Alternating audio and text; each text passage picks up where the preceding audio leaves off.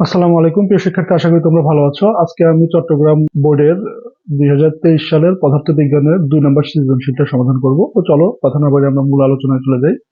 এখানে উদ্দীপকে একটা চিত্র দেয়া আছে এবং গতে বলছে এ বি লক্ষ্যবস্তুটির প্রতিবিম্ব দর্পণের 8 সেন্টিমিটার পেছনে।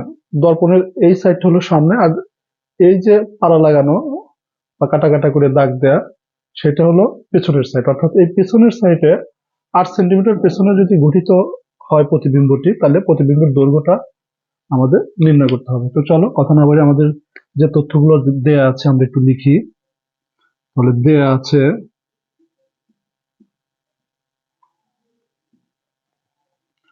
বস্তুর দৈর্ঘ্য। বস্তুর দৈর্ঘ্যকে আমরা এল প্রতীক দ্বারা লিখে থাকি এবং সেটা বলতেছে 5 সেন্টিমিটার। এখানে যে পিএফ মানে মেরু থেকে ফোকাস বিন্দু পর্যন্ত দূরত্বকে আমরা ফোকাস দূরত্ব বলে থাকি। অর্থাৎ ফোকাস দূরত্ব দেয়া আছে, সেটাকে আমরা স্মল এফ দিয়ে লিখি, এটা হলো 4 সেন্টিমিটার। আচ্ছা, আবার বলতেছে এ বি লক্ষ্যবস্তুটির প্রতিবিম্ব দর্পণের 8 সেন্টিমিটার পেছনে গঠিত হলো। তো প্রতিবিম্বের দূরত্ব দেওয়া আছে। প্রতিবিম্বের দূরত্ব, প্রতিবিম্বের দূরত্বকে ভি দ্বারা লিখে থাকি এবং প্রতিবিম্বটা যেহেতু দর্পণের পিছনে গঠিত হবে এই জন্য মাইনাস চিহ্ন আমাদের ব্যবহার করতে হবে 8।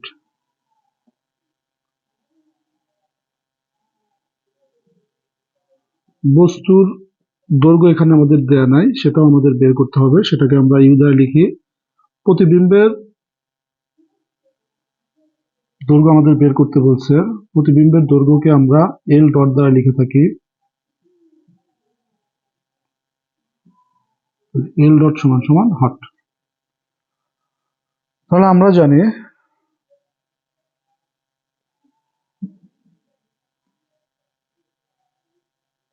1/u plus 1/v equal 1/f। তাহলে এখানে যে যে মান আমাদের জানা আছে আমরা যদি বসিয়ে দেই, ইউটা জানি না, তাহলে 1/u রাখলাম প্লাস 1/v। ভির মান আমরা লিখছি -8, এফ এর মান আমাদের কোশ্চেনে দেওয়া আছে 4। এখানে যেহেতু সবগুলোই সেন্টিমিটার এককে আছে এই জন্য এটাকে আর মিটার করার আমাদের প্রয়োজন নাই। তাহলে দেখো আমরা যদি 1/u, ওই পাশে আমাদের 1/4 আছে, এই মাইনাসটা প্লাস মাইনাসে মাইনাস হবে, তাহলে ডান পাশে গিয়ে আমাদের প্লাস হবে 1/8। তাহলে আমরা যদি লসাগু করি আমাদের 8 হবে লসাগু, 2 + 1। তাহলে ইউ সমান সমান আমরা লিখতে পারি 8/3। সুতরাং ইউ সমান সমান আমাদের আসবে 2.667 লিখতে পারি আমরা এত সেন্টিমিটার। তাহলে আমরা বস্তুর দূরত্ব পেলাম। এখন আমরা বিবর্ধনটা বের করব। আবার বিবর্ধনকে আমরা এম দ্বারা লিখে থাকি। এম সমান সমান মডুলাস ভি ডিভাইডেড ইউ। তাহলে ভির মান আমরা -8, ইউ এর মান 2.667। এই মডুলাসের কারণে মডুলাসের ভিতর যে মানগুলো থাকে সবসময় সেটা পজিটিভ নিতে হয়, তো মাইনাস চিহ্নটা আসলে থাকবে না। তাহলে 8 ডিভাইডেড 2.667। তাহলে এটা আমাদের আসবে 2.999 সেন্টিমিটার। এটাকে আমরা 3 লিখতে পারি, কারণ 3 খুবই কাছে। আবার বিবর্ধন সমান আবার লেখা যায় দৈর্ঘ্য দিয়ে। এটা হলো বস্তুর দূরত্ব এবং বিম্বের দূরত্ব দিয়ে বিবর্ধন। আবার এম সমান সমান আমরা লিখতে পারি প্রতিবিম্বের দৈর্ঘ্য ভাগ বস্তুর দৈর্ঘ্য।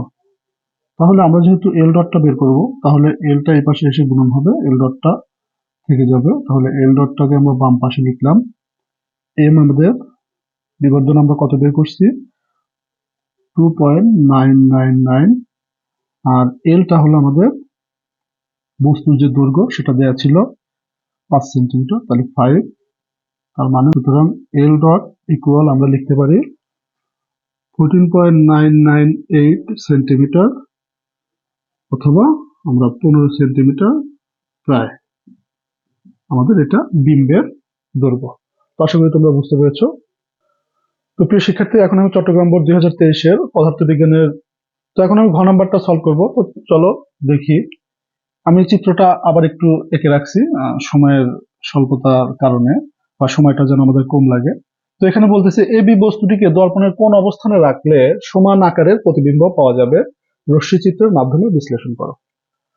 আসলে আমাদের মনে রাখতে হবে যে বস্তু সমান আকার প্রতিবিম্ব তখনই পাওয়া যাবে যদি বস্তুটা বক্রতার কেন্দ্রে অবস্থান করে। বস্তুটা কোথায় অবস্থান করলে কিরকম আকার হবে সেটা আসলে 6 এর নিয়ম বা রুলস অফ 6 এর সাহায্যে আমরা সহজেই মনে রাখতে পারি। তো যেহেতু আমি বোর্ড কোশ্চেন সলভ করছি, এখানে আমি অতটা বেসিক আলোচনা করব না। তোমরা যদি বেসিকটা জানতে চাও আমাকে কমেন্টে লিখবে, আমি বেসিকের জন্য আলাদা ভিডিও তৈরি করব। তো দেখো, কথা না বাড়িয়ে আমরা মনে রাখবে যে বস্তুর সমান প্রতিবিম্ব পেতে চাইলে বক্রতার কেন্দ্রে বস্তুটার অবস্থান হতে হবে। তাহলে বস্তুটার কেন্দ্রে আমরা এখানে বস্তুটা আমাদের ছিল এবি, তাহলে এখানে আমরা বস্তুটাকে বি দিলাম। যেহেতু সি তে অবস্থান করতেছে বক্রতার কেন্দ্র, বস্তুটার নাম আমাদের এবি। আচ্ছা, এখন যেহেতু বলছে রশ্মি চিত্রের মাধ্যমে বিশ্লেষণ করো, আমরা দুটি রশ্মি চিত্র ব্যাখ্যা করব। দুইটি রশ্মি চিত্র ব্যাখ্যা করলেই আসলে এটা হয়ে যাবে। আর আমাদের আরেকটা কথা মনে রাখতে হবে, রশ্মি যখন প্রধান অক্ষের সমান্তরালে যায় তখন সেই রশ্মিটা প্রতিফলিত হওয়ার পর অবশ্যই ফোকাস বিন্দু দিয়ে যাবে। আবার রশ্মি যখন ফোকাস বিন্দু দিয়ে যাবে তখন প্রতিফলিত হওয়ার পর অবশ্যই সে প্রধান অক্ষের সমান্তরালে যাবে।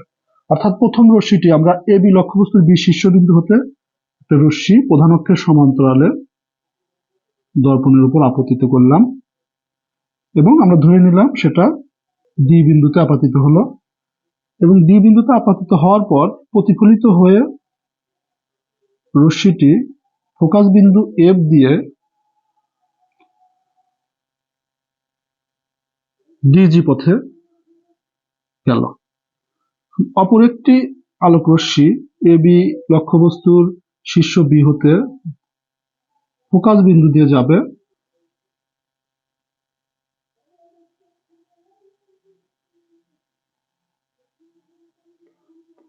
আচ্ছা, আমরা মিলানোর জন্য আগে একটু তোমরা অ্যাকুরেট ভাবে যখন জ্যামিতি বক্স দিয়ে করবে তখন অ্যাকুরেট ভাবেই আসবে। তাহলে অপর একটি আলোক রশ্মি বি হতে